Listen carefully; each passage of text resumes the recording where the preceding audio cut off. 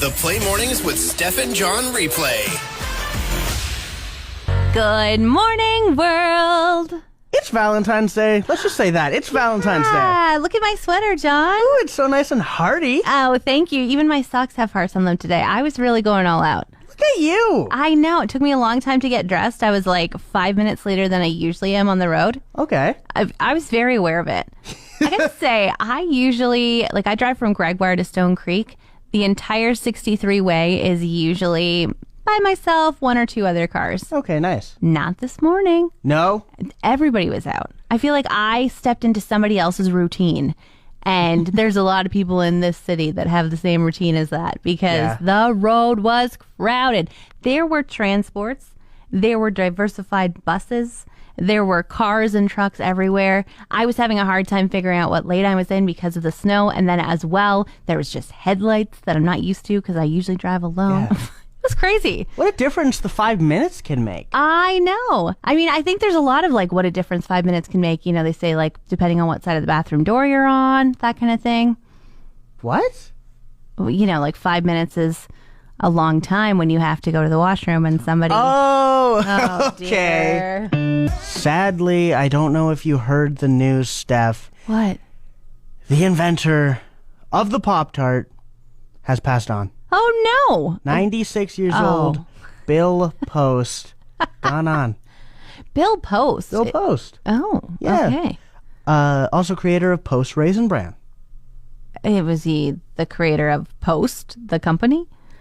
I think I just lied to you. Oh. Yeah, that was a joke. But I was like, oh my gosh, this guy was rich. in paying our respects to this man, I have some Pop-Tart facts for you. Oh, yes, please. Fill me in. Did you know that the idea from Pop-Tarts came from a refrigerated dog food invention? Oh, no. What? Yeah, that's right. The Chicago Tribune says Postco's pet food division developed dog food called Gaines Burgers, and it was essentially a Pop-Tart, literally the Pop-Tart, but with dog food in it. Oh my gosh. My mom always says that Pop-Tarts are made of cardboard, but I didn't think she was meaning dog food. Your mom is wrong. Wrong. They're made of dog food. Okay.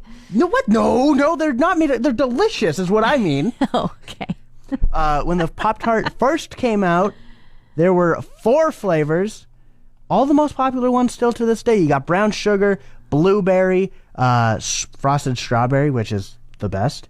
I mean, that's the famous. That's the Pop-Tart. And you just had plain, which I don't know who eats a plain Pop-Tart. What is a plain I think Pop-Tart? It's just crust. What is in there? It's just cardboard, John. I'm a month and a half ahead of schedule, John. In regards to? Washing my truck. Yeah, no, if you've done it already, that's way too early. Far too early. Okay, this is what happened. Usually every fall I say, okay, we live in Fort McMuddy now, and we are just going to handle the fact that our truck is going to get dirtier and dirtier until Easter. Okay. Usually on Easter weekend, I'm like, all right, it is spring, it has arrived, let's wash this thing. Yesterday, though, I could not see out my rearview mirror. Not my rear view, my side mirrors. Okay. They didn't get dirty inside the truck. I was going to say, did you have your window rolled down? I'm covered in mud. Everything's covered in mud. No, but my truck was so dirty. And so I went and gave it a little spray down and said hey, let's get this thing cleaned. And then last night when I was leaving the library, I walked past it. Because I didn't know it was my truck that looks so nice and clean. Pride of ownership, I can say it. It looks so beautiful, it doesn't even look like mine. For now. Kansas seems to be on a very, very big high right now. Okay. You got the Chiefs winning the soup. The big soup. game. Yeah, the soup. But what I think is a little more important, you have a Kansas town breaking 2 Guinness World Records in one day. Really? Yeah, so yesterday was International Pancake Day, also known as Shrove Tuesday. Right. Big feasts happening all over the place. And apparently they take it super seriously here in Kansas because every single year they go for these 2 records. And they've unofficially broke them. Guinness still has to review them, but they've broke them. And do they break them on themselves? Is there a different pancake town that's fighting them throughout the year that they have to continue to do this? It's just one guy who, like, you know how we talk every so often about, hey, anybody can come up with a world record? Yeah. It was just one guy. He's just very passionate about pancakes. Yeah. It's crazy once you hear the first one, because the first one is longest line of pancakes. Longest line? Come on. Wouldn't that be in a factory on a conveyor belt, all those pancakes? Do they sell pancakes pre-made? That's a great question, but I haven't thought about it that way. No, they don't sell pancakes pre-made. Okay. Right? Because they sell the batter. Like, I imagine, like, McDonald's still has to make the pancakes. Yeah, right? Yeah. Somebody will tell us that. How long was this line of pancakes? Well, the line was 429.25 feet. I really thought you were going to say pancakes long. Well, what's 429 pancakes long, not feet long. Like, come on. What's the dimensions of a pancake to a foot? I don't know. I don't think it matters how big the pancake is, so long as it was 400 of them long. Well, it was not. I Okay. should have done that math beforehand. But the second one, which I think is a little cooler, highest pancake flip. Wow, that is a feat. That's hard to do. You want to take a guess? Highest 10 feet in the air? 32 feet in the air. Oh, yeah. How do you even throw something that high? That's a great question. And, like, you have to imagine that it's hot. Like, it would be very scary to have a hot pancake from a pan come flying down from 32 feet in the air. You really got to hope that guy knows how to catch.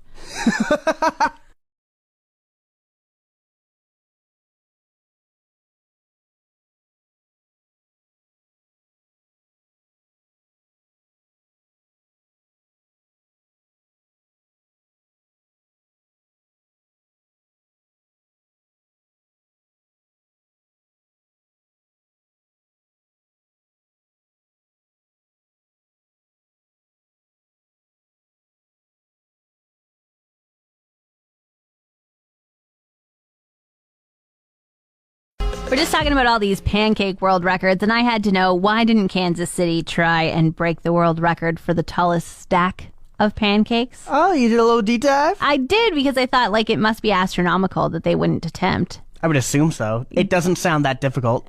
Right? Especially since the Guinness World Record is only for 3 feet 4 inches. I know. 3 feet 4 inches of pancakes. I feel like Kansas could have done that. They could have taken the pancakes that were 480 feet long and just been like, oh, we're just going to stack them now and see how high we can get. Yeah. You would think. Doesn't seem that difficult. What is that? Like maybe 200 pancakes? Well, that's how many pancakes they said. Yeah, 213 pancakes was this 3 foot 4 inch stack. But somebody yesterday did set out to break the Guinness World Record. His name was Joe. He owns a diner called Joe's Diner in Phoenix. Okay. He only got to 2 feet 4 inches. Was he even trying? Was he even trying? That's the question. Like, couldn't you just go in the back and make some more batter if you didn't make it there? He said, there's too much butter in my pancakes. They slid around a bunch. Oh, uh-huh. I don't think they made them for taste when they beat the world record. Yeah, it's a world record. You're not like, I hope people are able to eat these after. Yeah. It's like, I want my name in this big book that a third grader is going to read once. Yeah, he's going to try again next year. Oh, he better. I used to think that there was nothing more embarrassing than choking on your own spit. Do you do that a lot?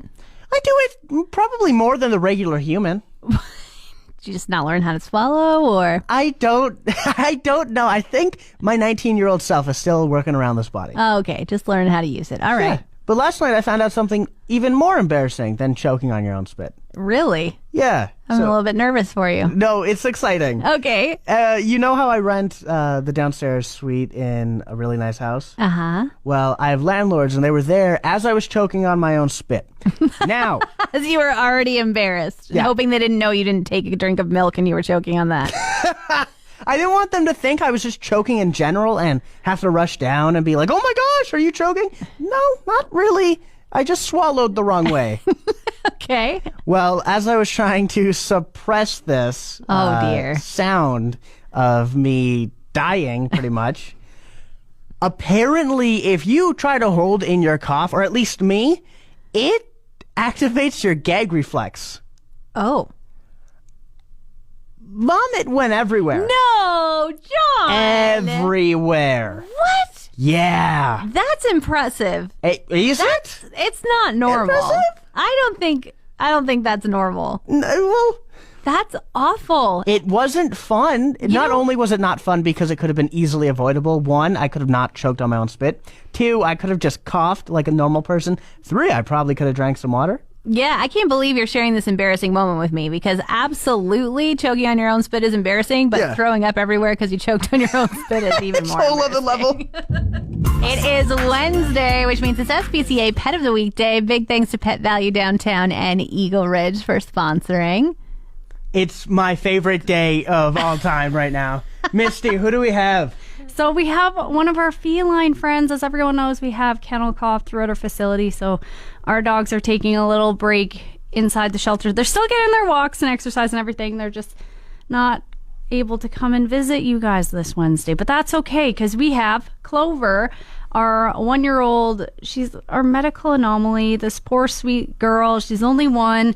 She was with us before last year, before she got adopted, and she did spend a lot of time in recovery from upper respiratory infection. But she was adopted out, but then due to circumstances beyond her control, she was returned, and it was discovered that she had a polyp in her throat. Non-benign, it was like the size of a quarter. So she went through that recovery in January. And then, unfortunately, after her recovery from that, it was discovered she had a polyp in her ear. What the heck? I know. What is happening to poor Clover? But she's so sweet and just adorable. So, of course, there was a little bit of complications from that surgery. The polyp is gone, but she's still got to have a little bit of medical going on. So she's still in recovery. But she's so sweet. She just adapted to being in the studio. She's 1. She's little. She's got a little bobcat tail because, unfortunately, her first stint with us, she also had to have her tail amputated. And this poor cat, she's 1 year old and she's very sweet. So if you're looking for a new friend, Clover could be your girl. Yeah, John, you want to tell us why you love her so much?